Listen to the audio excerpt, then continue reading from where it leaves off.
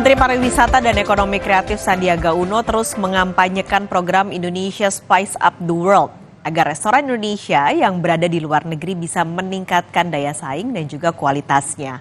3 alasan keberhasilan ekspansi kuliner Indonesia di Uni Emirat Arab didukung investor potensial, hubungan baik kedua negara dan juga potensi pasar kuliner halal di Uni Emirat Arab. Kuliner halal banyak dicari mayoritas penduduk, wisatawan muslim, hingga diaspora Indonesia yang tinggal di Uni Emirat Arab. Menparekraf Sandiaga Uno juga memberi pelatihan untuk para pelaku usaha restoran Indonesia untuk mengembangkan bisnis kuliner mereka di Uni Emirat Arab.